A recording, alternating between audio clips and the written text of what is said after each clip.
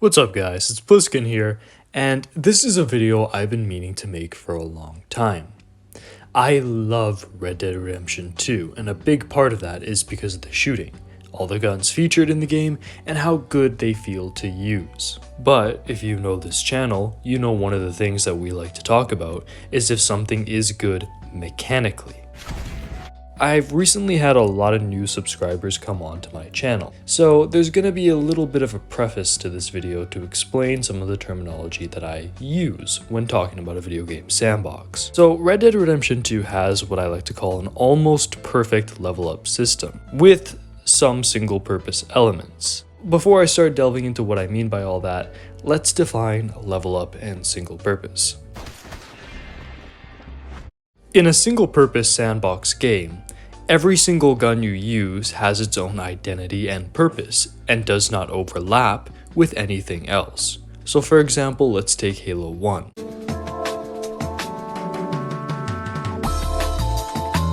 When I'm using the shotgun, I'm using it as a close to mid-range weapon to stop an advancing enemy, to stun them in their tracks, and to put them down. I know it's not going to be the best thing for stripping shields at range, I know it's not going to be the most accurate pinpoint precision weapon, but I know when I'm in the close corridors or tighter environments of Halo Combat Evolved, I can whip this out and rely on it. Then let's take the plasma rifle. The plasma rifle is a fantastic shield stripper, but it also holds an enemy in place. So if I'm shooting at them, not only am I stripping their shields, but I'm stunning them so I can get close to throw a grenade, bunt them, or switch to another weapon to finish them off. Can I use the plasma rifle in situations where I'd use the shotgun, and the shotgun in situations where I use the plasma rifle? Sometimes, but neither one will exceed the other one's purpose. They all have their clearly defined use, and if you want to get the most out of these weapons, you need to use them in their intended context. That's what makes it single purpose. Each gun has its own single purpose, and if you learn this sandbox and you learn what those purposes are, you get better at the game. Far Cry 3 is a good example of a game that uses a level up system. In a level up system, you have multiple guns that do the same thing. You just unlock ones that do it better. So for example, with the assault rifle class, you start off with the AK, which is a competent all-rounder, but not very customizable. Then you upgrade to the SIG. Now the SIG might be weaker, however you can upgrade it to either hold more ammunition, making it better for spray and pray, or you can put an optic on it, making it a lot more accurate and useful for headshots. Then you unlock the FAMAS. Now the FAMAS can have the extended magazine or optical enhancements of the SIG, or you can also suppress it, but ultimately it's the same job. It's not like the shotgun and the plasma rifle, it's just different iterations of ways that you can employ the same gun in the same purpose. As you go on, you just unlock better versions, and that makes you feel stronger. It makes you feel like you are leveling up, hence why I call it a level up system. So as I said before, Red Dead Redemption 2 has mostly clean level up systems. There's some single purpose weapons, and there's some categories of weapons that are a little confusing. Let's get into them now. So let's go with the shotguns. The double barrel starts off giving you the power of the shotgun. It'll blow away most enemies in 1 to 2 shots at close to mid-range, and towards the beginning of the game, it's one of the most powerful weapons you can get your hands on. However, as you go out through the game, you start to realize that having the double barrel taking up a slot of one of your 2 long arm weapons is more of a detriment than a help. It denies you the opportunity of being able to use snipers or lever actions or everything in between. When you unlock the sawed-off double barrel, you get all of the benefits of having that double barrel, but now it takes up a pistol slot instead of being a long arm, taking away precious weapons that you could be carrying with you. Got it, partner. You've clearly found your level in life. You itching You're first. an idiot. You messed up and Couple this together with the fact that you can dual wield the sawed-off double barrel shotgun, and all of a sudden you get 4 rounds instead of the basic 2 before needing to reload.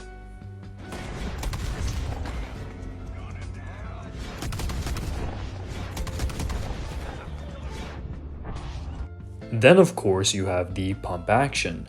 Now unlike the longer double barrel shotgun, this one here validates itself being in your long arm category and taking up that slot by having more ammunition and an all-round being a much more competent weapon for the later game.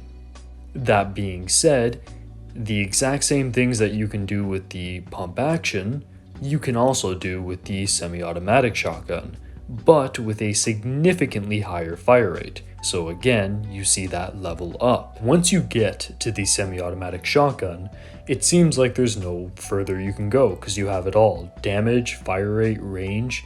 It's one of the best weapons in the entire game. But then you get the repeating shotgun. Now the repeating shotgun might at first seem like a downgrade because you're getting a slower fire rate, but it's actually a significantly better weapon. Think you're talking to? Excuse me, asshole. I promise you don't want to mess with me. I'm gonna watch you rock. Much in part to the fact that you get to carry an extra round of shotgun ammunition before having to reload. It's also significantly easier to control than the semi-automatic shotgun. You see, in Red Dead Redemption 2, you're constantly pressing that trigger twice in order to actuate all the guns in the game. When you get to the semi-auto, all that muscle memory that you've built up in the game becomes much harder to reconcile, and you'll find yourself just spraying out ammo that you don't really need to use. You don't have this problem with the repeater shotgun, so if anything, it's more ammunition, all the benefits of the semi-auto because it's still nowhere near as slow as the pump action, but now you also get that more comfortable playstyle with this weapon. So we see a very clean level up, the double barrel shotgun being your starter and then being outplaced by the repeating shotgun. Each one of these guns do the exact same thing. They are all shotguns and they will all play their role very similarly. However, every single one that you unlock is a level up. You feel stronger because you're constantly getting a better shotgun. We see a very similar sense of progression when we go over to the repeaters. You start off with the carbine repeater, which becomes outclassed by the mid-game Lancaster repeater with both damage and ammunition. Then you get the Litchfield, which ups the damage, and then lastly you get the Evans, which ups the ammunition significantly to the point where it's ridiculous and you can just run through towns without having to reload once. It's a clean level up. Every single rifle does the same job, the same way. It's basically the same gun. However, by the time you get to the Evans repeater, it just outclasses everything because that's how level up systems work.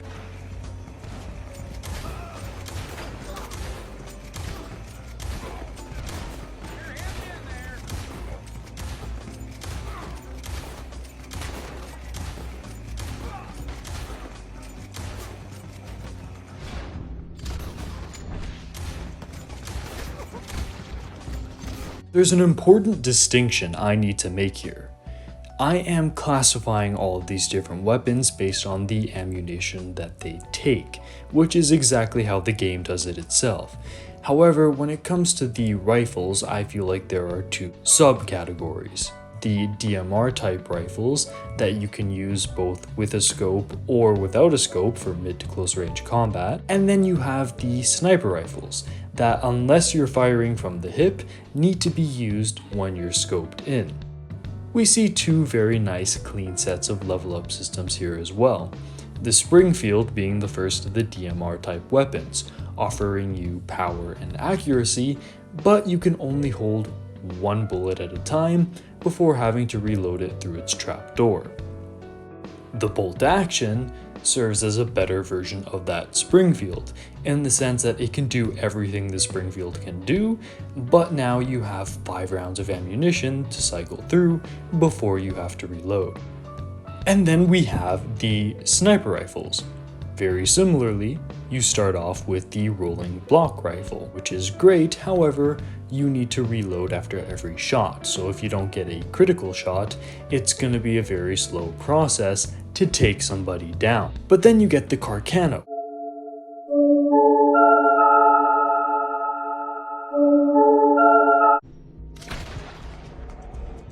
which again is a level up. It's a better version of that Springfield because you get more ammunition with it. So in those situations where you miss a critical, it's very easy to get a follow-up shot right through there. What the hell did you just say? This ends now.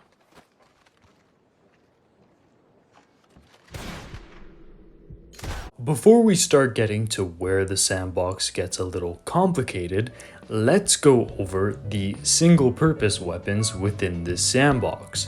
The first of which being the 22. Now, the 22 serves a whole bunch of different roles, but nothing quite acts like it.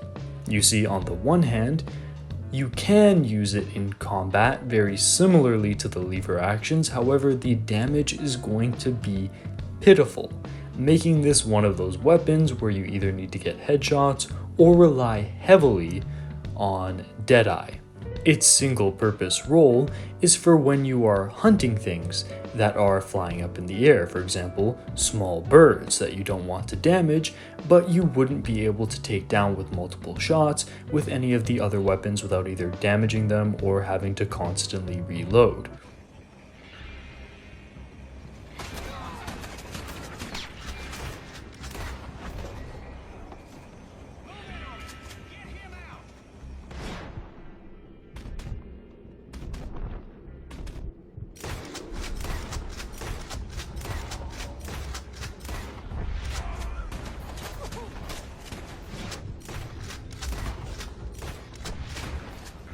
Then we have, more interestingly, the bow and arrow. Now, the bow and arrow is single purpose but very versatile. You see, this is one of those weapons that plays 10 different roles. And if you know me, you know I'd rather have one weapon that does 10 things than have 10 weapons that all do the same thing. On the one hand, the bow and arrow plays the role of a stealth weapon. So in missions or in the open world, when you don't want to announce your presence right away, you can use the bow and arrow to dispatch a couple enemies before going in guns blazing. You can also use this thing to hunt specific types of game without damaging the pellets. But then you can also turn this thing into a rocket launcher by strapping dynamite to it and blowing your enemies up. So it's like 3 different guns in one. You also get some really cool melee animations when you're fighting against enemies. I'm sure all of you noticed that I've been holding off on talking about the revolvers and pistols, and you might be thinking, Pliskin, isn't that kind of the bread and butter of the Red Dead Redemption experience? And yeah, you're right. But it's kind of difficult to say that it's a clean level up system here. And so far we've had so many good examples of clean level up systems that I've been able to explain very fast. Like we went through shotguns, repeaters, snipers, and the unique single purpose weapons. But now we're really gonna need to take our time. With the revolvers, at the very bottom you have the double action. Arguably the weakest pistol when using it on its own.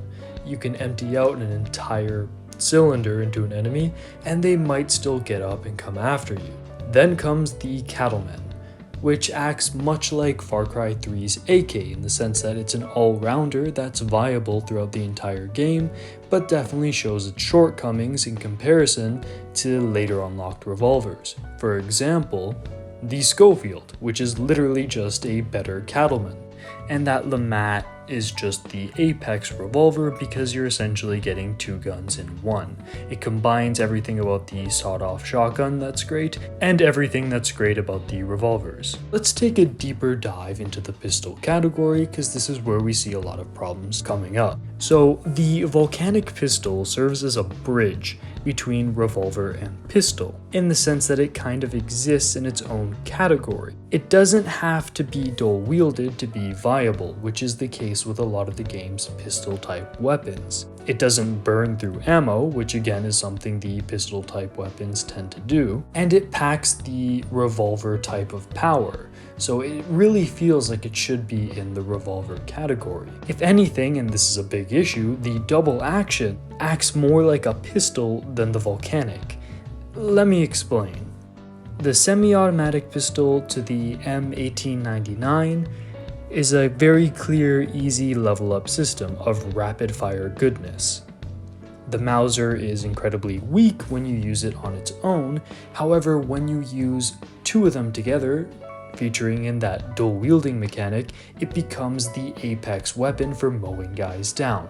Like literally, this thing becomes a portable Maxim gun.